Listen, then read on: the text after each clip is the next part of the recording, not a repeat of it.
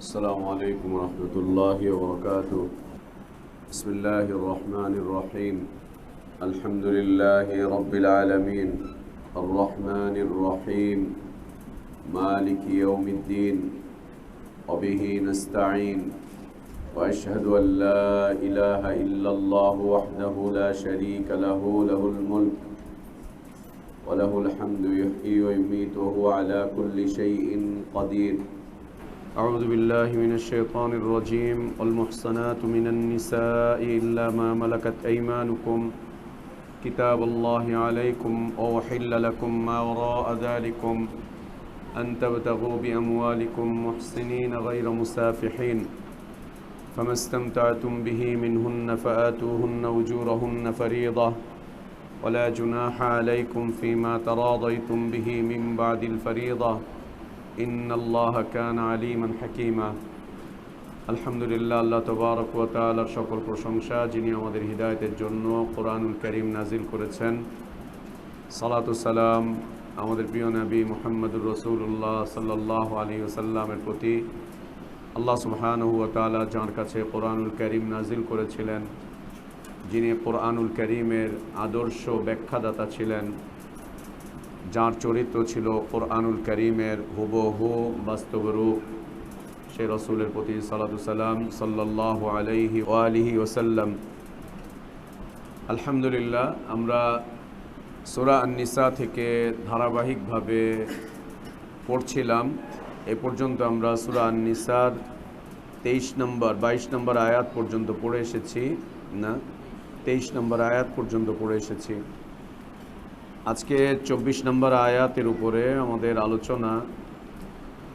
আজকে জুমার দিনের ব্যস্ততার কারণে আমাদের দাস শুরু করতে একটু দেরি হয়ে গেল। তো এই আয়াতের উপরে আজকে এবং আগামীকালকেও আলোচনা থাকবে, কারণ আজকে এই আয়াতের উপরে আলোচনার হক আদায় করা সম্ভব না। এমনিতেও আমরা যতই আলোচনা করি, যত লম্বা আলোচনা করি আর যত ইলমি আলোচনাই করি না কেন, কোরআনুল কারীম এর বিষয়ে আলোচনার হক পৃথিবীর কোনো মানুষের দ্বারা আদায় করা সম্ভব না। তার কারণ এটি কালামুল্লাহ, কারণ হচ্ছে এটি কালামুল্লাহ, এবং দুনিয়ার কোনো মানুষ বলতে পারবে না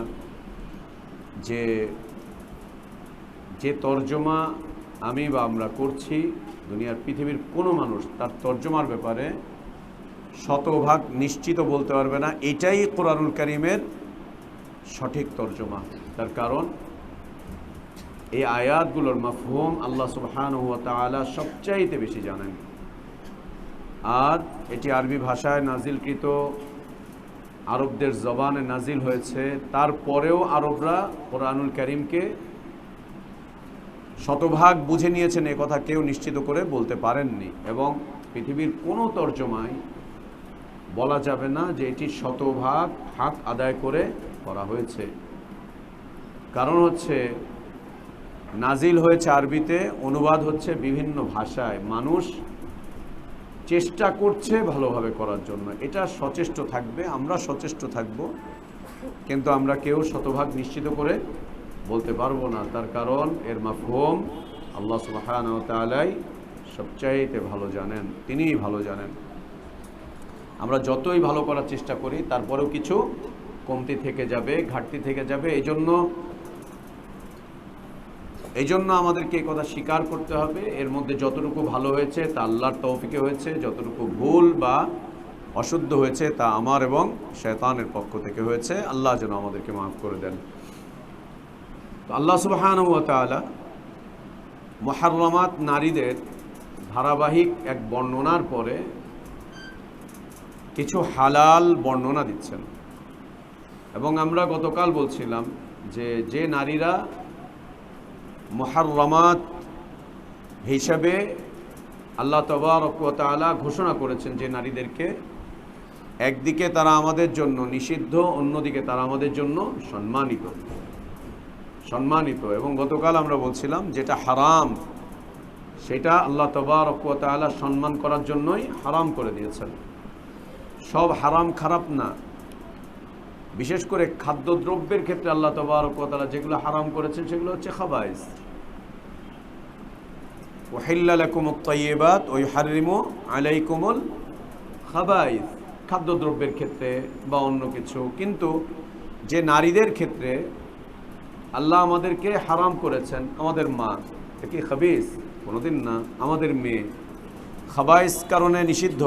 বিলকুল না, বিলকুল না। আমাদের মেয়ে, আমাদের বোন, আমাদের খালা, আমাদের ফুফু, আমাদের ভাতিজি, আমাদের ভাগ্নি, তারা যে আমাদের জন্য নিষিদ্ধ, এই নিষিদ্ধতার কারণ হচ্ছে তারা সম্মানিত, তারা সম্মানিত। যেমন উম্মাহাতুল মুমিনিনগণ আমাদের জন্য নিষিদ্ধ, তার কারণ তারা সম্মানিত মা। আল্লাহ তাবারক ওয়া তাআলা এই আয়াতে কারিমাতে হুররিমাত আলাইকুম উম্মাহাতুকুম বলেছেন। এই মা হচ্ছে আমাদের গর্ভধারিণী মা। দ্বিতীয় আরেকটা মা বলেছেন, সেটা হচ্ছে আমাদের দুধদানকারিণী মা। কোরআনুল কারীমে তৃতীয় আরেকটি মা আল্লাহ তাবারক ওয়া তাআলা বর্ণনা করেছেন, সেটি হচ্ছে উম্মাহাতুল মুমিনিন, তারা মুমিনিনদের মা। যদিও তারা মারা গিয়েছেন, যতদিন তারা বেঁচে ছিলেন ততদিন পৃথিবীর পুরুষদের জন্য তারা হারাম ছিলেন। নবীর স্ত্রীগণ আমাদের মা হওয়ার কারণে আমাদের দুধও পান করাননি, আমাদেরকে তারা গর্ভেও ধারণ করেননি, কিন্তু তাদেরকে আল্লাহ তাবারক ওয়া তাআলা মাতৃত্বের মর্যাদা দিয়েছেন, মাতৃত্বের সম্মান দিয়েছেন। নবী সাল্লাল্লাহু আলাইহি ওয়াসাল্লামের মৃত্যুর পরে কেউ তাদেরকে বিয়ের প্রস্তাবও দেননি। তার কারণ কিভাবে দিবেন? কারণ হচ্ছে তারা আমাদের মা। তাহলে এক হচ্ছে গর্ভধারিণী মা, আর এক হচ্ছে আমাদের দুধপানকারিণী মা, আর এক হচ্ছে উম্মাহাতুল মুমিনিন। আর অন্যদিকে আমাদের স্ত্রীদের মা, তাদেরকে আমরা আমাদের দেশের পরিভাষায় মা বলে ডাকি। শাশুড়িকে মা বা আম্মা না বললে শাশুড়িরা বেজার, খুব বেজার হবে, বেজার অনেক বেশি। আর শ্বশুরকে আব্বা না ডাকলে তো কথাই নেই। কেমন বলার কাছে মাইয়া বিয়া দিলাম, ওই আমার আব্বা কয় না, আমার কপালটাই পুড়ছে, জামাই বাপ আমারে আব্বা কয় না। এখন এই জামাই তো আব্বা বলে না। আবু বকর রাদিয়াল্লাহু আনহু আর নবী সাল্লাল্লাহু আলাইহি ওয়াসাল্লাম সারা জীবনকার বন্ধু, সারা জীবনকার বন্ধু। বরং শ্বশুর জামাইয়ের চাইতে বয়সে ছোট। আবু বকর, ওমর দুইজনই ছোট রাদিয়াল্লাহু আনহুম। কে কাকে আব্বা বলে ডেকেছেন? বরং আবু বকর বলে ডাকতেন, ওমর বলে ডাকতেন। হ্যাঁ, তাহলে বোঝা যাচ্ছে শ্বশুরকে আব্বা বলে ডাকা জরুরি না, তাদেরকে নাম ধরেও ডাকা যেতে পারে। খবরদার, এইটা আবার এই দেশে তোরা প্রচলন ঘটাইস না, খবর আছে। এমনিতেই বড় বিপদে আছি আমরা, আকীদা পরিবর্তন করে, আমল পরিবর্তন করে। হ্যাঁ, ওয়াহাবি মরদুদ, না পায় দোজখ, না পায় বেহেশত। লা ইলাহা ইল্লাল্লাহ আস্তাগফিরুল্লাহ ওয়া আতুবু ইলাইহি। এমনিতেই বেজায় সমস্যায় আছে আমরা। গায়রে মুকাল্লিদ, লা মাযহাবি, কোনো রাস্তাই নাই। এই জান্নাতেও যাবে না, এই জাহান্নামেও যাবে না। এই হিদায়তের উপরেও নাই, এ গুমরাও না। আজীব এক কথা রে বাবা। গায়রে মুকাল্লিদ এই হিদায়তের উপরেও নাই, এ গুমরাহির উপরেও নেই। কই আছে? এ কোথায় আছে? তাদের অবস্থানটা কোথায়? সুবহানাল্লাহ। জান্নাতও যাবে না, জাহান্নামেও যাবে না, কোথায় যাবে? হেদায়েতও পায়নি, গুমরাও হয়নি, তাহলে এরা কোন রাস্তায় আছে? এমনিতেই বিপদে আছি আমরা। খবরদার এই কাজটা করতে যেও না। শাশুড়ির আম্মা বইলা ডাইকো, শ্বশুরের আব্বা বইলা ডাইকো। যদি খুশি হয় একটু মলম লাগালে আর কি, একটু তেল দিলে সমস্যা নাই। আর তেল দিয়ে যদি কিছু অর্জন করতে পারো তাহলে তো হয়েছে। শ্বশুরে পাম টাম মেয়েরা যদি কিছু খাইতে পারিস খাবি, সমস্যার কিছু নেই। শ্বশুর শাশুড়িরে একটুখানি তেল মারলি, হাওয়া বাতাস দিয়া যদি মনে কর কিছু পাওয়া যায়, আলহামদুলিল্লাহ। পামায় টামায় ফুসলায় মশলায় যদি কিছু নেওয়া যায়। আম্মা বললে যদি তোমার কিছু দেয় তো অসুবিধা কি? এরকম 100 বার আম্মা বললেই বা সমস্যা কি? বসে বসে খাবা মুছে তাও দিয়ে। খায়ের, এটা জরুরি না। আল্লাহ কি বলছেন? ও উম্মাহাতু নিসাইকুম, তোমার মা না, তোমার স্ত্রীর মা। তোমার মা না, তোমার স্ত্রীর মা। তোমার মা না, তোমাদের স্ত্রীদের মা। তোমাদের মা হওয়ার না, তোমাদের স্ত্রীদের মা। ঠিক একই রকম নারীদের জন্য কোন পুরুষ হারাম, এটাকেই যদি আমরা বিপরীত দিকে নিয়ে যাই, সেটাই হারাম। আল্লাহ তাবারক ওয়া তাআলা এই সূরাতে বলেননি যে নারীদের জন্য কোন পুরুষ হারাম। নারীরা কি যে কোনো পুরুষকে নিতে পারবে? নারীরা কি যে কোনো পুরুষকে নিতে পারবে? এই সূরাতে এখানে আল্লাহ তাবারক ওয়া তাআলা এই বিষয়টি বর্ণনা করেননি যে নারীরা যা ইচ্ছা আকেচ্ছা, ঠিক আছে আমরা পুরুষরা এইদেরকে নিতে পারলাম না, তো মহিলাদের ব্যাপারে তো আল্লাহ এখানে বলেননি। বিপরীতটা কি? কোরআনুল কারীম বুঝতে গেলে কখনো কখনো বিপরীত দিক থেকে বুঝতে হয়, এবং বিপরীত দিক থেকে বুঝ নিলে পরে অনেক সময় বুঝটা সুন্দর হয়, অনেক সময় বুঝটা সহজ হয়ে যায়। এরই বিপরীত, প্রত্যেক নারীর জন্য তার বাবা হারাম, প্রত্যেক নারীর জন্য তার ভাই হারাম, প্রত্যেক নারীর জন্য তার নিজের গর্ভজাত সন্তান হারাম, প্রত্যেক নারীর জন্য তার স্বামীর আগের সন্তান হারাম, প্রত্যেক নারীর জন্য তার ভাতিজা হারাম, তার ভাগিনা হারাম, প্রত্যেক নারীর জন্য তার চাচা হারাম, তার মামা হারাম, প্রত্যেক নারীর জন্য।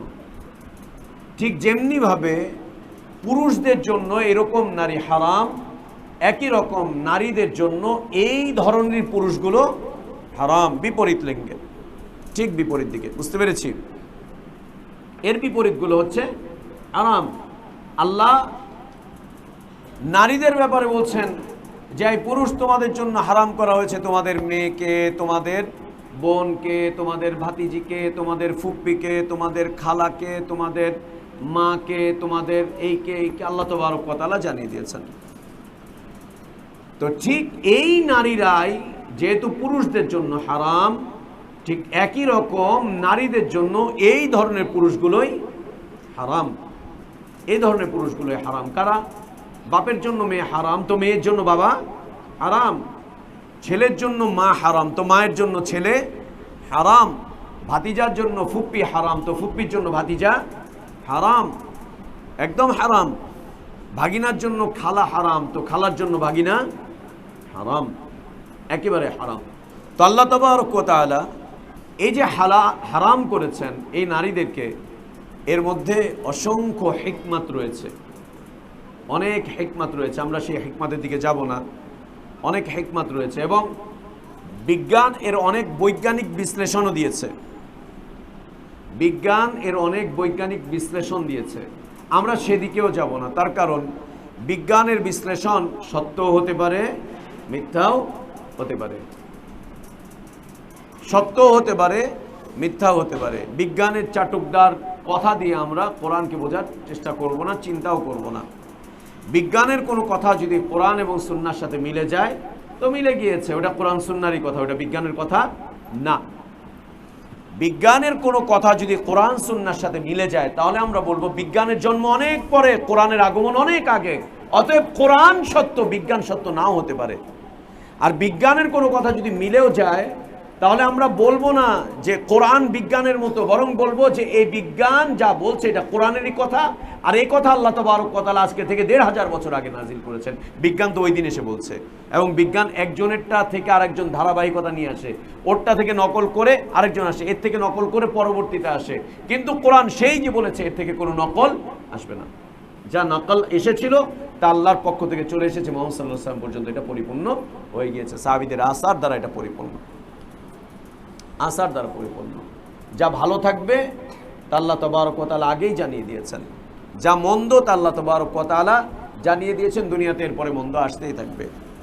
তো বৈজ্ঞানিক অনেক বিশ্লেষণ আছে, অনেক বিশ্লেষণ, সেটা তারা বলার চেষ্টা করছে যে যদি এদের মধ্যে এদের শারীরিক সম্পর্ক হয়, দৈহিক সম্পর্ক হয়, তাহলে এই সন্তানগুলো, এদের মাধ্যম দিয়ে যে সন্তান আসবে, এই সন্তানগুলোর অসংখ্য ত্রুটি বিচ্যুতি আসে, বিকলাঙ্গ হয়, প্রতিবন্ধী হয়। এবং তোমরা দেখবা যে আমাদের এই যে মুসলিম অধ্যুষিত এলাকা, তারপরে মনে করো যে সমস্ত দেশগুলো আমরা বলতে পারি যে হাকিকি না হলেও হুকমি ইসলাম প্রতিষ্ঠিত আছে, হুকমান ইসলাম প্রতিষ্ঠিত আছে, একদম পুরোপুরি হাকিকি না হলেও তারপর আমরা বলবো একদম কাছাকাছি, যেমন সৌদি আরব। যদি আমরা একে শতভাগ হাকিকি নাও বলি, তারপর আমরা বলবো হুকমান একেবারে শতভাগ আছে, কারণ শরিয়াহ আইন প্রতিষ্ঠিত আছে। বিচার ব্যবস্থা উলামাদের হাতে। সৌদি আরবের বিচার ব্যবস্থা উলামাদের হাতে। সৌদি আরবের বিচার ব্যবস্থা উলামাদের হাতে। বিচার ব্যবস্থায় উলামাদের অংশগ্রহণ শতভাগ নিশ্চিত। সমাজ সামাজিকতা, অন্যান্য আইন কানুন ওগুলো আলাদা। বিচার ব্যবস্থাপনা, হুদুদ, এগুলো সব উলামাদের হাতে, উলামাদের মাধ্যম দিয়ে পরিচালিত। এবং প্রত্যেকটা কোর্টের কাজী তারা হচ্ছেন উলামা সম্প্রদায়ের মধ্যে হতে, আলেম উলামাগণ। কাজী যারা আছেন তারা এক একজন একেবারে খ্যাতনামা আলেম, সেখানকার খ্যাতনামা আলেম। তো বিচার ব্যবস্থা তাদের হাতে এখনো পর্যন্ত আছে। তো বিচার ব্যবস্থা আছে, আল্লাহ তাওহীদ প্রতিষ্ঠিত আছে, নবী সাল্লাল্লাহু আলাইহি ওয়াসাল্লামের সুন্নাহ প্রতিষ্ঠিত আছে, শিরক নিষিদ্ধ, বিদআত নিষিদ্ধ, এবং শরিয়ত যে সমস্ত বিষয়বস্তুগুলোকে নিষিদ্ধ করে তার বলা চলে যে অধিকাংশ, বেশিরভাগ বিষয়বস্তুই নিষিদ্ধ হিসাবে এখনো সেখানে প্রতিষ্ঠিত আছে, এখনো সেখানে প্রতিষ্ঠিত আছে।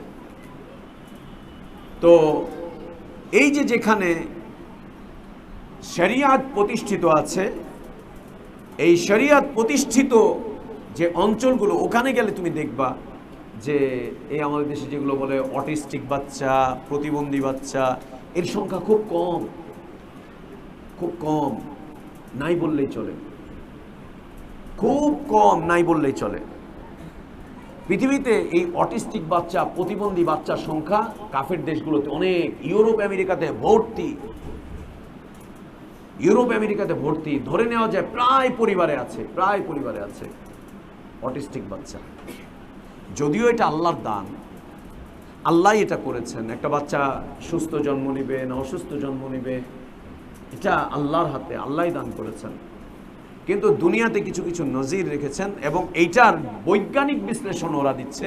আমরা কোরআন সুন্নাহর বিশ্লেষণ দিব না, বৈজ্ঞানিক বিশ্লেষণ ওরা দিচ্ছে যে এদের জেনেটিক বিষয়বস্তু, এদের যে তোমার রক্তের কণিকা, রক্তের বিষয়বস্তু, অনেক কিছুর সাথে এদের সাথে সংঘর্ষ রয়েছে। এরা যৌনাচার করতে গিয়ে মা না ফুপু না খালা না মেয়ে না ভাতিজি না ভাগ্নি, এগুলো এদের কাছে কোনো বিষয়বস্তু নেই। এবং গতকালকে আমরা বলছিলাম যে এদের কাছে এর কোনো নামের তালিকায় নেই, এরা জানেও না যে এর মেয়ে কোথায় আছে, এর বোন কোথায় আছে। হ্যাঁ, একজন নারী গর্ভধারণ করেছে, মেয়ে হয়েছে, মেয়ে কোথায় চলে গিয়েছে, ছেলে কোথায় চলে গিয়েছে, এটা কেউ জানে না, খবরই রাখে না।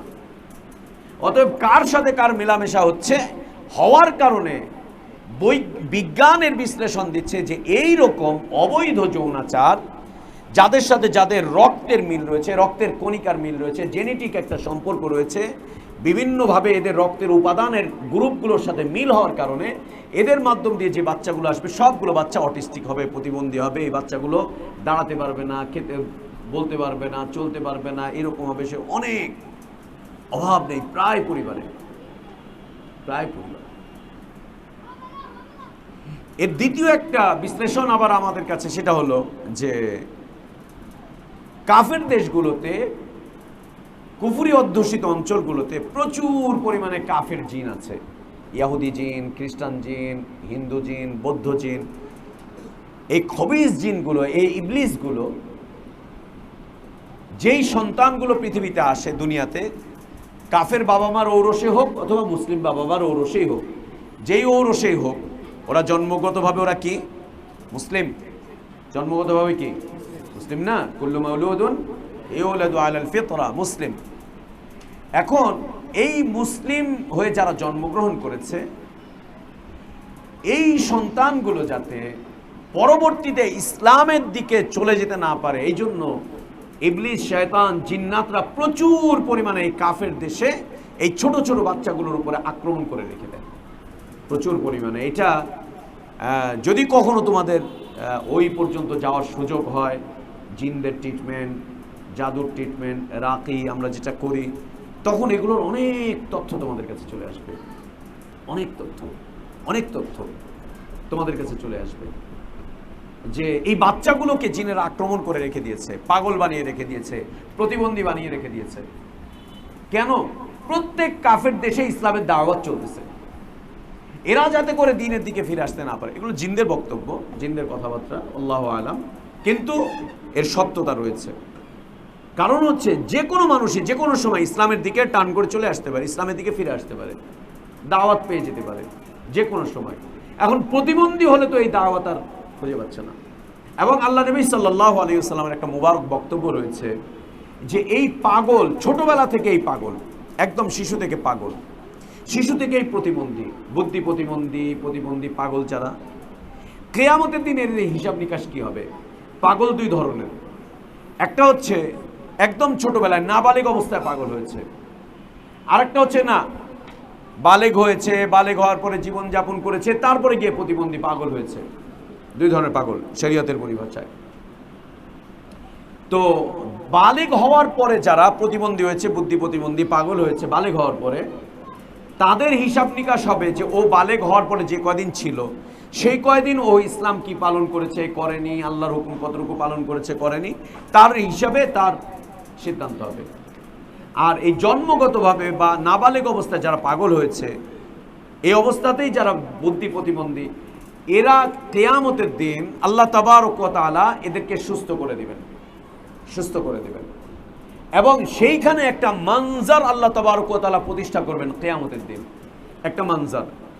সেইখানে একটা জগৎ হয়ে যাবে, দুনিয়ার জগতের মতো একটা জগৎ, একটা জগৎ, দুনিয়ার জগৎ না, দুনিয়ার জগতের মতো একটা জগৎ সেখানে হবে। সেখানে তাদের কাছে আল্লাহ তাবারক ওয়া তাআলা নবী পাঠাবেন, নবী গিয়ে তাদেরকে সেখানে দাওয়াত দিবেন। দাওয়াত দেওয়ার পরে তারা সেইখানে যদি নবীদের দাওয়াতকে কবুল করে, দুনিয়ার দৃশ্যের মতো একটা দৃশ্য থাকবে। যদি সেখানে গিয়ে তারা দাওয়াত কবুল করে তাহলে তারা ওখান থেকে জান্নাতে যাবে। আর ওইখানেও যদি তারা দুনিয়ার মতো আচরণ করে, দুনিয়াতে যেভাবে মানুষ আল্লাহর দ্বীনকে প্রত্যাখ্যান করেছে, নবীদের দাওয়াতকে প্রত্যাখ্যান করেছে, ওইখানেও যদি তারা প্রত্যাখ্যান করে তখন তাদের জন্য জাহান্নাম অবধারিত হবে, তাদের জন্য জাহান্নাম অবধারিত হবে। জি, আল্লাহর ফয়সালা, আল্লাহর ফয়সালা। কিয়ামতের দিন এই বুদ্ধি প্রতিবন্ধী মানুষদেরকে আল্লাহ তাবারক ওয়া তাআলা সুস্থ করে উঠাবেন, উঠিয়ে তাদের উপরে যেন জুলুম না হয়, তারা যেন বলতে না পারে যে আমরা পাগল ছিলাম আর আমাদের ওই পাগলামির জীবনের কারণে আমরা কিচ্ছু বুঝতাম না, আর না বুঝার কারণে আমরা ইসলাম কবুল করিনি, মানিনি, কিচ্ছু করিনি, তাই আজকে আমাদেরকে জাহান্নাম দেওয়া হচ্ছে। আল্লাহর উপরে যাতে এই অপবাদ দিতে না পারে যে আল্লাহ জুলুম করেছেন। তাদের কাছে আল্লাহ তাবারক ওয়া তাআলা কিয়ামতের দিন দায়ী পাঠাবেন। দুনিয়ার বুদ্ধির মতো তাদেরকে বুদ্ধি দিয়ে দেওয়া হবে, ভালো মন্দ বোঝার মতো বোঝার শক্তি দিয়ে দেওয়া হবে। অতঃপর তারা ওইখানে যদি তাদের দাওয়াতকে কবুল করে তো তারা জান্নাতে চলে যাবে, দাওয়াতকে যদি প্রত্যাখ্যান করে তাহলে তারা জাহান্নামে চলে যাবে। তো কাফের দেশগুলোতে আমরা দেখতে পাই যে প্রচুর পরিমাণে এই বুদ্ধি প্রতিবন্ধী অটিস্টিক বাচ্চা, প্রতিবন্ধী বাচ্চা প্রচুর পরিমাণে। ওদের জন্য আলাদা হাসপাতাল, আলাদা ওদের জন্য স্কুল, আলাদা ওদের জন্য থাকার জায়গা, ওদের সব কিছু ওদের জন্য আলাদা করে ওদের জন্য। সুবহানাল্লাহ। এবং এই যে কিছু কিছু বিধান আমাদের দেখতে পাচ্ছি এখন দুনিয়ার এই বৈশ্বিক কারণে অনেক কিছুই প্রতিষ্ঠিত হয়েছে, যেমন একটা হচ্ছে বৃদ্ধাশ্রম। বৃদ্ধাশ্রম এটা ইসলাম এটা দেয়নি, এটা কাফেরদের বিষয়। কোনো মুসলিম দেশে বৃদ্ধাশ্রম হবে এটা ইসলাম অনুমোদন দেয় না। কেন? মা বাবা বৃদ্ধ হবে আর সন্তান তাদেরকে লালন পালন করবে না, দেখাশোনা করবে না, এই ইসলাম তো ইসলাম না, এটা কাফেরদের। ভারতে প্রচুর বৃদ্ধাশ্রম আছে, প্রচুর, অনেক বৃদ্ধাশ্রম আছে। সেই বৃদ্ধাশ্রমে ওদের সন্তানরা ওদেরকে দেখাশোনা করে না, রাস্তায় পড়ে থাকে, এখানে পড়ে থাকে, ওখানে পড়ে থাকে। এবং ভারতে বেশ কিছু চ্যারিটি ফার্ম আছে, তারা এই কাজগুলো করে। রাস্তা থেকে প্রতিবন্ধী, তারপরে এই বৃদ্ধ মানুষগুলো রাস্তার ড্রেনের পাশে শুয়ে আছে, এখানে আছে, ওখানে আছে, এদেরকে তুলে নিয়ে তারা বৃদ্ধাশ্রমে রেখে তাদেরকে সহায়তা করে, তাদেরকে জীবনের শেষ ঠিকানা। ওইটার দেখা দেখি এখন আমাদের দেশে হয়ে গিয়েছে অনেকগুলো বৃদ্ধাশ্রম। তার কারণ এদেশের মুসলিমরা এখন, কিছু মুসলিম তারা দিন পালন করে না, ইসলাম পালন করে না, এরা এখন এদের বাবা মাকে দেখাশোনা করে না, রাস্তায় ফেলে দিচ্ছে, বাড়ি থেকে বের করে দিচ্ছে। তখন এই সমস্ত এনজিওগুলো ওদেরকে নিয়ে এদেরকে জায়গা করে দিচ্ছে। এটা মুসলিম দেশের শোভা পায় না। সৌদি আরবে নাই, আরবে নাই এগুলো বৃদ্ধাশ্রম। 13টা বাজায় দিবে মুহাকামা যদি জানতে পারে, কোর্ট যদি খালি জানতে পারে, প্রশাসন যদি খালি জানতে পারে, 13টা বাজায় দিবে। এবং গত সরকারের আমলে, মানে এই তো নির্বাচন হলো 24-এ, গত ট্রামে আমাদের বাংলাদেশের প্রধানমন্ত্রী একটা সুন্দর আইন করেছেন।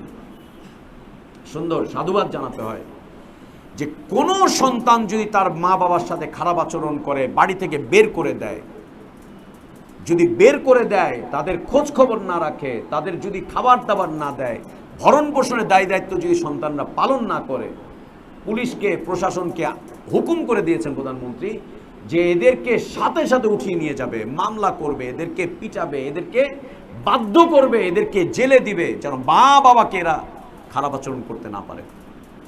এবং আইন করে দিয়েছে, আগে যেটা ছিল যে সন্তানরা বুড়া হওয়ার পরে মা বাবা থেকে সম্পদ সব লিখে দেয়, আইন করে দিয়েছে কোনো সন্তান তার মা বাবাকে বল প্রয়োগ করে সম্পদ লিখে নিতে পারবে না, লিখে নিতে পারবে না, একদম না। আইন করে দিয়েছেন উনি, খুব ভালো, সাধুবাদ জানাতে হয়। এটা ইসলাম, এটা দিন। মা বাবার খোঁজ খবর রাখবা না মানে মা বাবার খোঁজ খবর, এটা কেমন কথা যে মা বাবার খোঁজ খবর রাখবা না? এটা হয় না। ইসলামী দুনিয়ায় এটা কখনোই দেখা যায় নাই যে বৃদ্ধাশ্রম সন্তানরা মা বাবাকে ছেড়ে দিয়েছে, ফেলে দিয়েছে, মা বাবাকে দেখাশোনা করেনি। এটা কাফেরদের নীতি। ওরা মা বাবাকে চেনেও না, জানেও না, মা বাবার খোঁজ খবরও রাখে না। মা বাবা হাসপাতালে মরে যায়, ওই হাসপাতালে দেখতেও যায় না। মরে যাওয়ার পরে ওদেরকে ফোন করে খবর দেয়, খবর দেওয়ার পরে ওই ফোনে বলে দেয় যে তোমরা ওদেরকে দাফন কাফন করে দাও, কিছু করার নেই। ও কবরের সামনে গিয়ে কতক্ষণ এমনি করে বাস টাটা বাই বাই দিয়ে দেয়, ফুলের একটা মালা দিয়ে কবরকে টাটা বাই বাই দিয়ে দেয়, টাটা বাই বাই দিয়ে দেয়। মা বাবার লাশের কাছেও আসে না, কবরেও আসে না, দেখেও না, খবরও নেয় না। ইসলামী দুনিয়ার ইতিহাসে এটা না যে বৃদ্ধাশ্রম, তোমার বাবা বৃদ্ধাশ্রমে থাকবে, তোমার মা বৃদ্ধাশ্রমে থাকবে। এটা কোন ইসলাম? ইসলাম এটাকে দেয়নি। ঠিক একই রকম ইসলাম ইয়েতিমদের লালন পালন করতে বলেছে, কিন্তু ইয়েতিম খানা নামে কোনো প্রতিষ্ঠান করার সুযোগ আমরা তো সুন্নাহ থেকে খুঁজে পাই না। ইয়েতিম খানা, ওইটা ইয়েতিমদের বিল্ডিং, ওইখানে সব ইয়েতিম, এটা ইয়েতিম মাদ্রাসা, এখানে সব ইয়েতিমরা পড়ে। ছেলে ইয়েতিম হয়েছে, ওর চাচা নাই, ওর দাদা নাই, ওর আত্মীয় স্বজনরা নাই, ওর গোষ্ঠীর লোকজনরা নাই, না থাকলে রাষ্ট্র দেখবে, রাষ্ট্র খোঁজ খবর নেবে, রাষ্ট্র খোঁজ খবর নেবে। এটাও শুরু হয়েছে যে আমাদের পার্শ্ববর্তী দেশ থেকে, এই কাফের দেশগুলো থেকে, অনাথ আশ্রম। এদের কোনো পরিচয় এই সমস্ত জায়গাগুলোতে, রাস্তাঘাট থেকে বাচ্চা কাচ্চাদেরকে উঠিয়ে আনতেছে, এই করছে সেই করছে, বাবা কোথায়, মা কোথায়, কে কোথাও কেউ কোনো খোঁজ খবর নাই।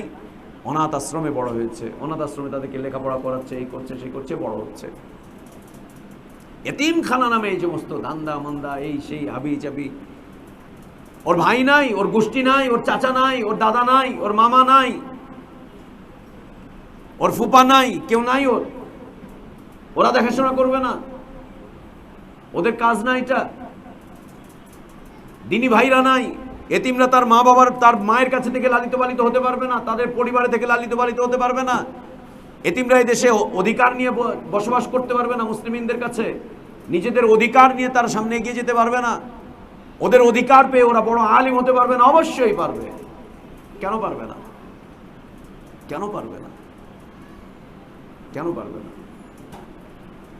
সুবহানাল্লাহ। এরকম কিছু কিছু কাজ যেগুলো হচ্ছে, এগুলো ইসলামের সাথে সম্পর্ক অনেক দূরের সম্পর্ক, এগুলো অনেক দূরের সম্পর্ক। এগুলো এরকম না। তো আল্লাহ তাবারক ওয়া তাআলা আমাদের জন্য বিধান দিয়ে দিয়েছেন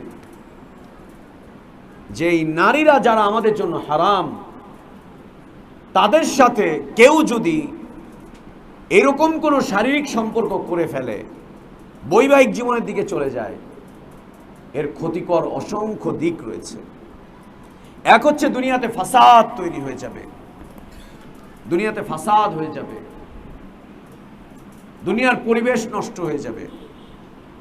অন্যদিকে যে ক্ষতিকর দিকগুলো সন্তানদের উপরে পড়বে, এই ক্ষতিকর দিক থেকে কেউ রেহাই পাবে না, কেউ রেহাই পাবে না।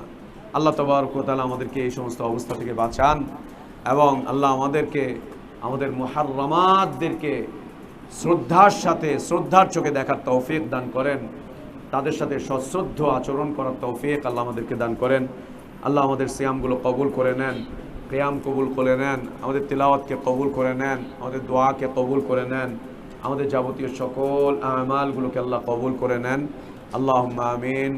ওয়া সাল্লাল্লাহু ওয়া সাল্লাম ওয়া বারাকা আলা নবিয়িনা মুহাম্মদ ওয়া আলা আলিহি ওয়া আসহাবিহি আজমাইন। সুবহানাকাল্লাহুম্মা ওয়া বিহামদিকা আশহাদু আল্লা ইলাহা ইল্লা আনতা আস্তাগফিরুকা ওয়া আতুবু ইলাইক।